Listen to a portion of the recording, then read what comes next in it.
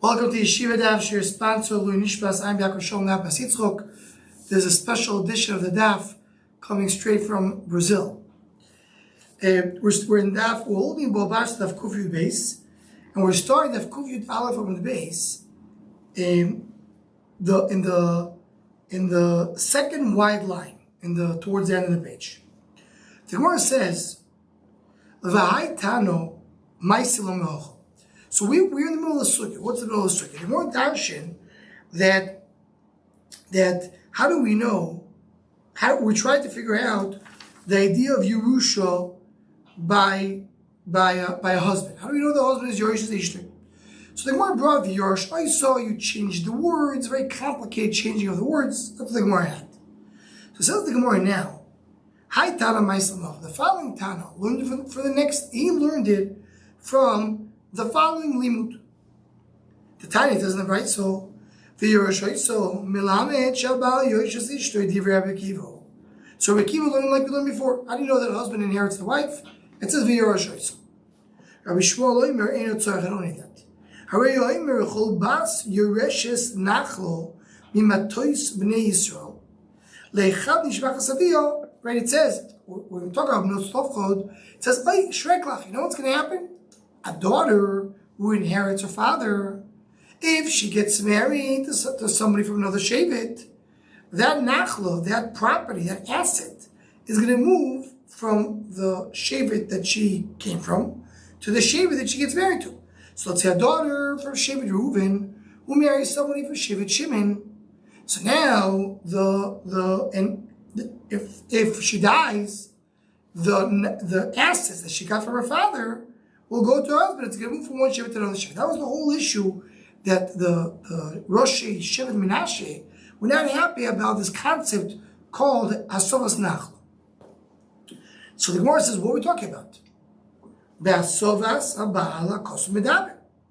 We're talking about the Asovas Aba'al. What does it mean Asovas Aba'al?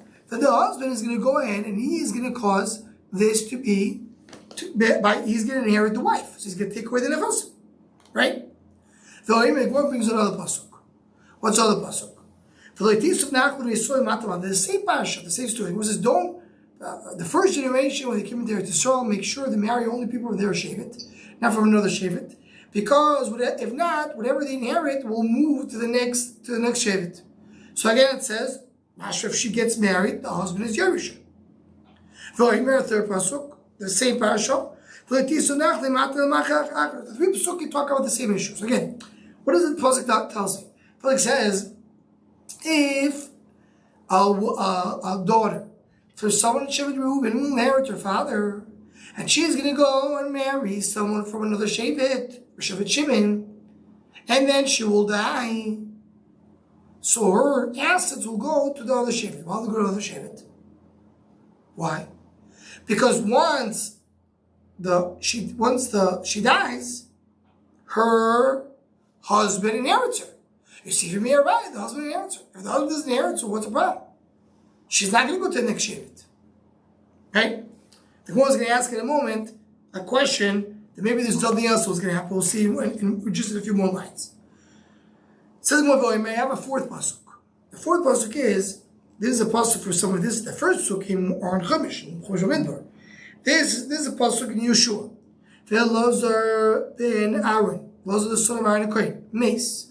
Ve'Beru also begivas Pinchas b'noi. They buried him in the hill of Pinchas. Hill of Pinchas.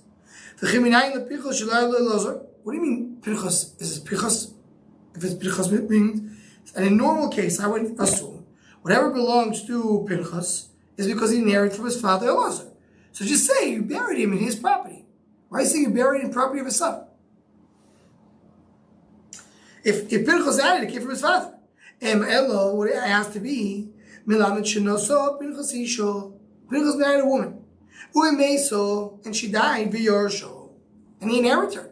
And then he buried his father in the Yerusha of his wife. Oh. Another pasuk, fifth pasuk. The Saguv Hoylid Es Yair. This is a pasuk Divrei Hayom. Saguv gave birth to Yair. Vayal Esrim L'Shalosh Orim Beretz L'Gilot. Yair owned 23 cities in Eretz Gilead. So the Gemara, so Yair was the owner. So the Gemara, again, the same question of Kuyi Beis Avdaf. How does Yair have a son of his father didn't give it to him? Where did Yair get it from? Yair married a woman. She died. The Yarsha, and he inherited her. So you see from here, Yair Sheisha. Says the Gemara, okay, so that's the five rayas. All the rayas want to bring the psukim that a husband inherits the wife. That's why the first three psukim say, I have to make sure we have a problem when a woman comes from one shevet and marries another shevet. And then we have the pasuk of where was Elazar buried, and why Yair had many cities. So why need five psukim? More explains. Maybe I'll tell you a solution. We're talking about that a woman, the daughter of Shevet Reuven, married someone from Shevet Shimon, and her husband does not inherit his wife. If the husband does not marry his wife, so what's the problem? Why will the Nachla move from one Shevet to another? Not because of the husband, because of the son. The husband, let's say, does not marry the wife, but the son does marry his mother, doesn't inherit his mother. So if the woman, now, a woman from Shevet Reuven who married someone from Shevet Shimon, the son, which Shevet does he belong to? Shevet Shimon. It goes based on the father. So she'll have a son who is a Shevet Shimon dik, and he will inherit her. That's what's going to move. Not because of the husband. Maybe the husband does not inherit his wife. That's what the Gemara says. That's why I have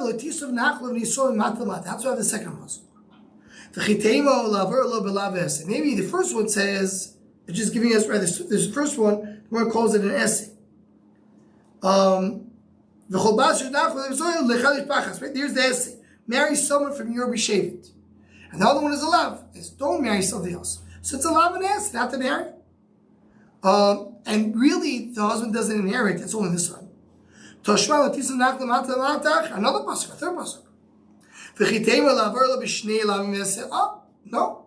Maybe we want to give two lavs and one essay for that case, but really we're talking about the only one who can move the nachla from the other shevet to the shevet is the son, not the husband.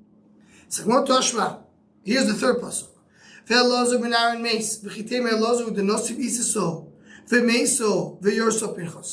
Maybe, right? Maybe what happened was, maybe something else happened. Maybe a husband does not inherit his wife. No. So how does Pinchas have a nachlo that Elazar's father doesn't have? Elazar married a woman. The woman died. The husband doesn't inherit her, but the son does. So Pinchas, the son, inherited his mother. So who said it came from the wife? Toshba, fifth pasuk. V'sagav hoyli this Yair, the Yair many says. V'chitim also is also there. Hachihu, maybe we'll say the same thing, that it came to the son from the mother. Im ken trade kori lamali. So why need two psukim? Why need two psukim? So Hashma already asked me in 1 second, why do I need the first pasuk? We already know from the Torah that a son inherits the mother. He says that's also a big shiloh if the Torah says something and then Yeshua repeats it. But to have a pasuk in Yeshua and Divrei Yomim, that we don't need. So you want to tell me the son inherits the mother, why need twice? So here you see, it's not only the son, it's the husband too. So just to summarize, we have 5 psukim. The first 3 psukim, the one says no right, the husband marries the wife. Maybe the son the husband inherits the wife. Maybe the son inherits the mother. And that's why the challah goes from shevet to shevet. So why have 3 psukim? 2 lav and 1 esed. So that's what we're bringing the story, the other 2 psukim. There's not a lav and esed. The first one you can still say talk about the son, but this fifth one, the next final one you can't. Because then why you need 2 psukim? Who said? Maybe a husband does not inherit his wife. And the pasuk you talk about that the son inherits the mother. So why you need 2 psukim, one in Yeshua and one in Divrei Yomim, regarding the Eliezer and Yair, I mean Pinchas. Simple question. As Rajba already pointed out earlier. Maybe they didn't inherit it at all. Maybe they purchased it. You know how Pinchas had a hill? He purchased it. You know how Yair had cities? He purchased it. So what's the Chiddush? What's the Torah teaching me? So explains the Rashba, the Torah is not teaching me any Chiddush. The Torah is just giving me a story to tell you how rich they were. I want to tell you Pinchas on the hill, Yair, old cities. I'm giving you a description of who they were. It's a story. It's not coming to say over here any type of Chiddush la'alacha. Who says the husband inherits the wife? That's like more saying. So well, Limat is honest. That you can't say. Why? Tim can, if you want to tell me that Pinchas purchased the field, and don't forget what we said, what happened over here from Elazar. Elazar was buried in that place. If it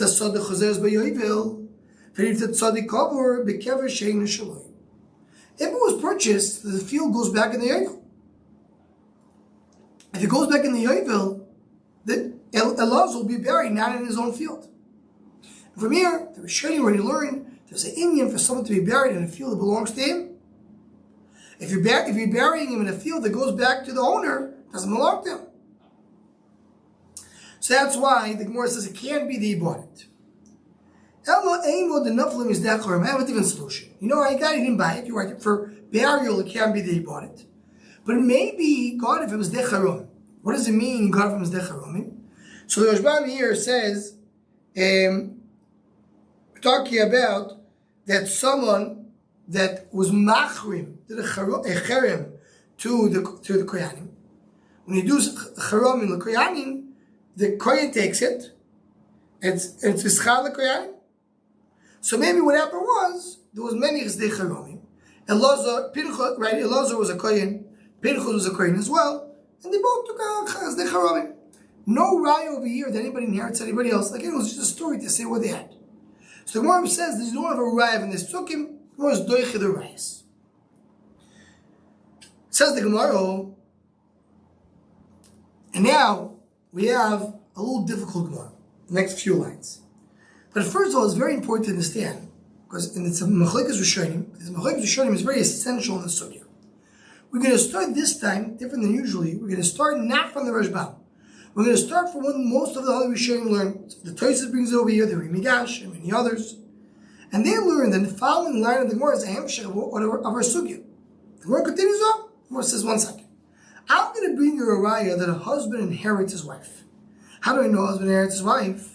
For the following. What's the raya? Amar Abaye, soif soifaka misachro nachlo mishivto deimo l'shivto de'avo. Right? What does it mean? So it goes like this. Let's maybe just read a few lines in the Tosfos.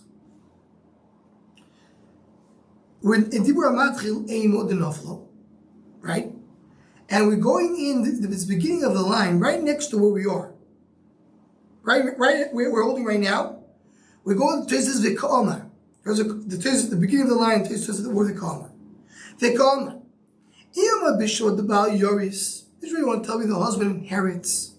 The Torah says, I don't want someone to marry somebody else because the husband, for a different shevet, because the husband will inherit the wife and it will move from one shevet to another shevet. Hasi Shafir. Then it goes good. Hadamasha dosi kor lemevet tekanto afilu lenachlas hen shaloi tisuf. I understand. I don't want also the mother's inheritance, meaning the nachal of the mother, also not to move. We'll see in a moment what does it mean. What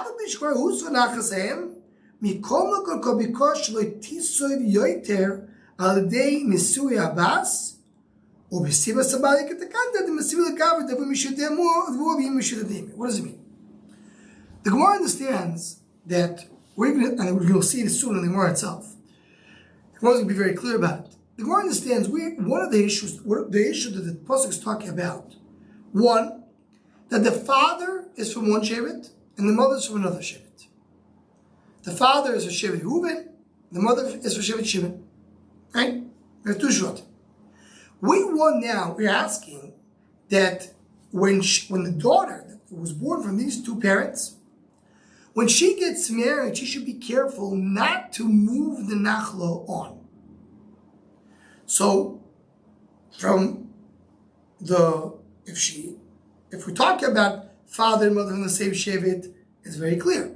She's not to marry someone from another shevet. But if the father is anyway from another shevet, the father is from Reuven, the mother is from Shimon. This daughter wants to marry now somebody from Reuven. What's the issue? She's anyway Reuven. So what are you going to do? The mother already married the father. So say that we're sharing this on this point, the Rashbam and Tais agree that the answer is like this. I want to have a solution to not move things too much.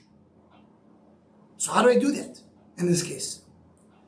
The solution is the Gemara is going to build up to get to there.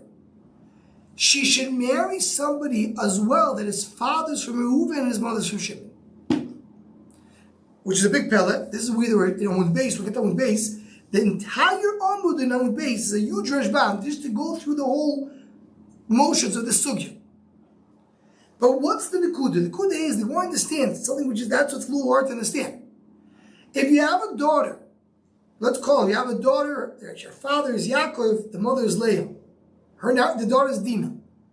Yaakov is from Shevet Reuven, and Leah is from Shevet Shimon. Dinah now wants to marry somebody. We tell her, go marry God. The God that you marry needs to be the father from Shevet Reuven and the mother of Shevet Shimon. Why? You keep the status quo. She is from two Shvatim, and she'll marry someone from two Shvatim. That's taking the status quo. So what is the Gemara saying? So the Gemara wants to be right according to Tosfos that you see that we're talking about the husband. Because we're talking about the child, there's nothing to fix anymore.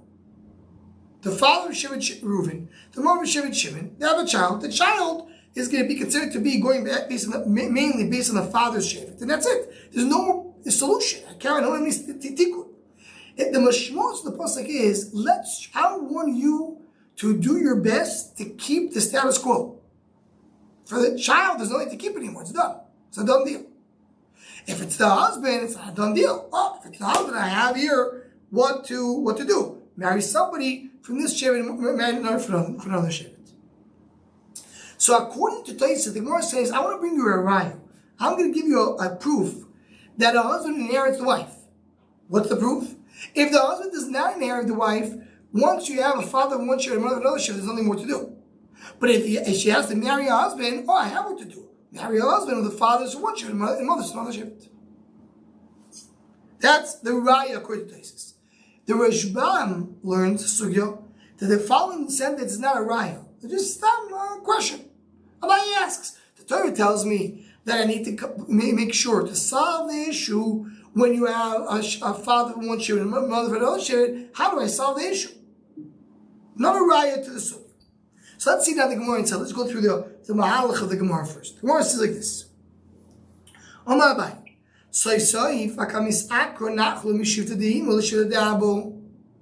The Gemara, according to the Rashbam especially, the Gemara just is shooting in the middle of nowhere. We never spoke about it. We didn't mention anything, but we're going into that. Mamish into it, like in the middle of the sugya. So Abaye is saying, I'm bothered by it. Mashra, the father's from one shevet, the mother's from another shevet. There's something to do. What is there to do? Anyway, when she marries someone from another shevet, she's going to marry. It's going to move. I mean, even if she marries someone from the same shevet of the father, it's already a done deal because she can't. More now at this moment understands she can't really solve the problem of her mother. Only problem of the father. It goes to shoot the mother, shoot the father. I'm not solving the problem. So the Gemara, yeah, you're right. You're right. Maybe you're wrong with your whole notion. You feel that a daughter, that the father is from one shevet, the mother is from another shevet, she has an obligation to preserve that status quo. Who said? Maybe then it's too late. Once the father is from Reuven, the mother is from the Shimon, it's already Reuven and it's over. And the only time that we are going to take, the Torah is talking about a problem moving from Shevet to Shevet, is only when you have a daughter from one Shevet, for the father's from one Shevet, wants to marry a husband from another Shevet. Only Shikva Huzva Lo Yamina. You don't teach Shikva Huzva. The way that we say is because the Lashon HaPasuk sounds that we're talking about the father and the mother as well. Right? So he says, because it's the Rashbam brings the pasuk says, in other words, you have to do your best to keep the status quo. Even though it was already moved, don't let the marriage make it permanent, make it more. Don't make the marriage another step. So the one's asking how it's going to work.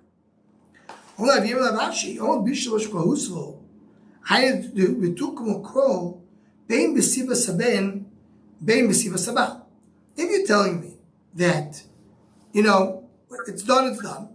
So now there is two different cases that I have a problem when a woman is from one Shevet and married for another Shevet. One is that she marries him, the son will inherit her, then moves from one Shevet to another Shevet. The other one is a regular daughter marrying another Shevet, this is about. What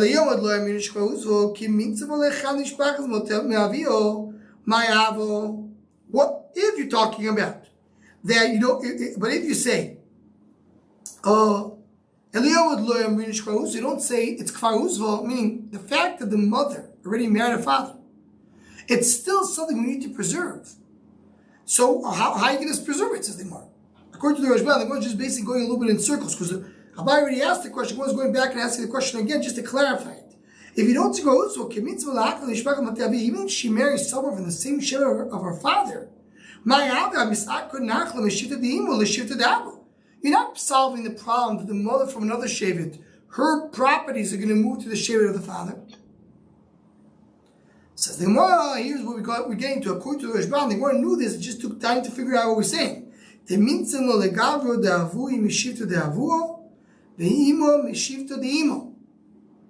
Meaning, yes, we have a solution. And this is what, again, like we said, this is what's very difficult to understand exactly. When you have a daughter that the father's from one shevet and the mother's from another shevet, she marries a husband who the father's from one shevet and the mother's from the same shvatim. The father is from the shevet of her father and the mother's a shevet from her mother. You're giving the status quo. Because he is considered to be, yes, he is more Reuven than Shimon. He's a 90% Reuven, but he has 10% Shimon. 10% Shimon blood. So even though Gabi Nachlas is a Reuven, but he still has Shimon in him, and there you're not doing more asaf. So this is what Abai was trying to get to. That's what the whole sugi is saying. We're saying, it sounds in the pasuk, the way the Rashbam says, that we're going to keep the status quo. We're never going to allow a marriage to affect a nachla to going from one shevet to another shevet.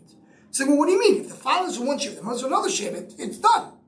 So, well, no, we'll marry her husband for one shevet and a mother for another shevet, and it won't be done. According to Tosfos, that's a raya that the husband inherits. The word's trying to bring a raya that you have the husband inheriting. It says, well, no raya the husband inherits. Maybe the daughter inherits. Hi, the daughter inherits. So how are you going to preserve the problem? It's already done deal. Same answer. She'll marry a husband for one shevet that had her father, the father of the husband, so one shevet, and the mother of the husband for another shevet, and then you keep the status quo. So I want to prove base and one base. So if so, why does the Torah say this? The Torah should say this. If you have a daughter that the father's from one shevet, and the mother's from another shevet, he should marry a husband that the father's from one shevet and another shevet. That should be said in the pasuk. You should say it. I can't say that. If the Torah would say marry someone who's a mixed breed of shvatim, I would say it doesn't matter if the father's from one shevet Reuven, the mother's shevet Shimon, or vice versa. The father's shevet Shimon and the mother's shevet Reuven. I want to tell you, no, you have to make sure that the father stays the same thing. Why? Because like we said, when the father is a shevet Reuven and the mother is a shevet Shimon, the child is mainly shevet Reuven. He's a 90% Reuven dik. He has a little bit of blood of shevet Shimon. So when she marries someone, he has to be the same thing. That the father, who's the ikar, will be the same shevet like her father, and not vice versa. That's what the pasuk didn't say it. So the Gemara, the conclusion of this Gemara is, yes, we do have a solution, meaning when you have a person for Shimon Reuven, who married a woman for Shimon, and they have a daughter, how do we preserve this? That the daughter should not marry off, not marry outside. She should marry somebody for the father is for Shimon Reuven, and the mother is for Shimon. Okay, again, difficult Gemara to understand, but we went through it. Second one, Tanya B'Siva Sabein v'Tanya B'Siva Sabal. We have two brises. One says that we have a problem when the Yerusha moves from Shevet to Shevet through the son, meaning the woman that her father is Shevet Reuven marries a husband of Shevet Shimon. So then the husband, the Nachla moves because of the husband. Or she has a son from that husband. So Nachla moves because of the son. The more I asked before, maybe the husband does not inherit, but the son is the one who's going to cause the Havah. So we have two brises. What's the two brises? So let's start with the way the Girsa of the Rashban. According to the Girsa of the Rashban, the two brises say exactly the same. Just what question is which was the first pasuk and which is the second pasuk? Let's see. Says the Gemara.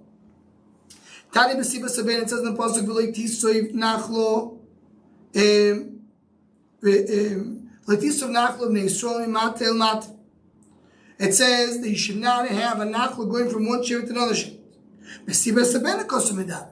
That's talking that the son inherits and moves it from one shevet to another. Atanya b'siba sabein or enil b'siba sabal.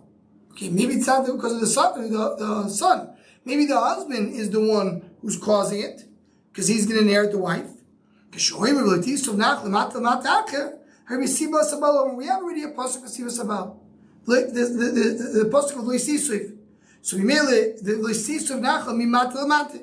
So the pasuk of Loisisuv Nachla of Yisrael speaks about the son. What are you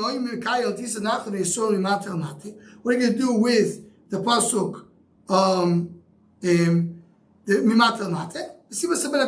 Meaning, the Gemara starts with one pasuk. It says the Torah tells you, I have two issues. When a woman from one shevet marries a husband from another shevet, the husband will inherit her, and even the husband does not inherit her, the son will inherit her.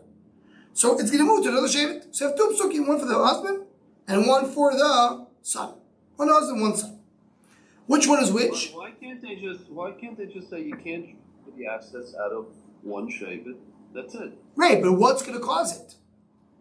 Well, if Reuven marries from Shimon, and it should go from and the asset should move from Shimon to Reuven, we say no, you can't do it then.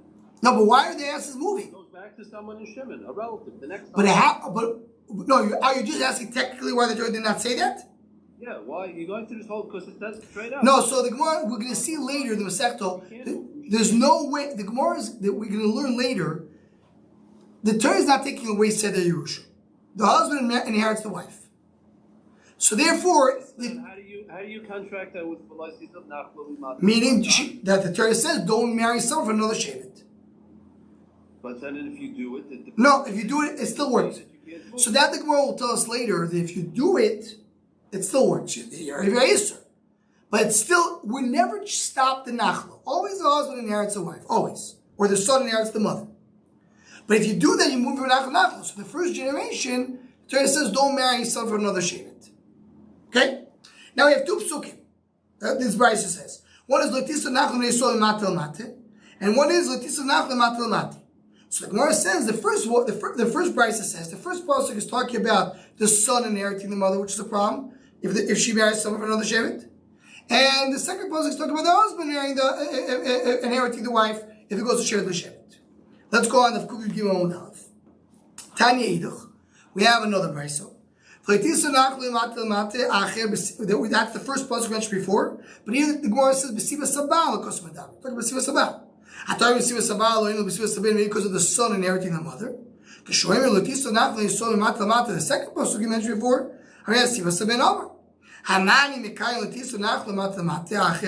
So what are you doing with Mat Acher? B'siva Sabal Kosmadam. So, right, so we're talking about the both psukim, there really is no machlekes, right? There's no machlekes. Sorry, I said not only is no machlekes, I said before, I said it wrong. The first pasuk this Brisa mentions the second pasuk the previous Brisa mentioned. And the second pasuk this Brisa mentioned is the first pasuk the first Brisa mentioned. There's no machlekes between the Brisas. They both agree that the pasuk that says Lo tisov nachlo mimata mata achir sivasabah, and the pasuk that says Lo tisov nachlo mimata mata sivasabah. So what is the machlokes between the brayos according to Rashbam? Which one is more pashut? Do we start and we say, oh, this is Ben, and we say maybe not, and then we go to the other one and we say that one we know for sure, and this will explain to you in the first pasuk. What's the opposite? You start for that pasuk. That's more pashut than the second one. Not a real, as the Rashbam calls it, mashmos dorshiv kibnau. There's no machlekes. Shalosh words one pashut. What's that? Taisus and many other Rishonim have another gears over here. That one of the braysos says both psukim are talking about tzivus sabal, not tzivus sabel. And what's pshat? Pshat is like this. The Torah is saying if the husband will not inherit the wife, there's no issue, even though she married someone from another shevet.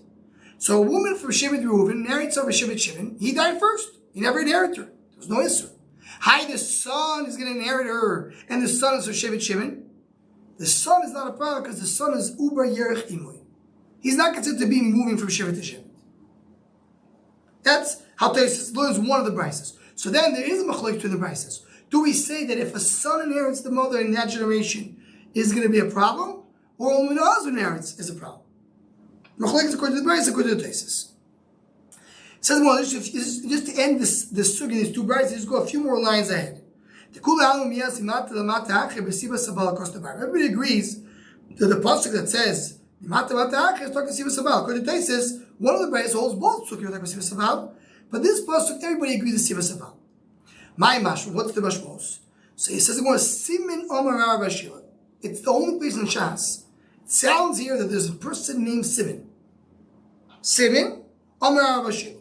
The Yavis would say no. There's a mistake and you're missing here a Simin. You know, many times in Shas we have a parenthesis and it says Simin, you're missing here a Simin.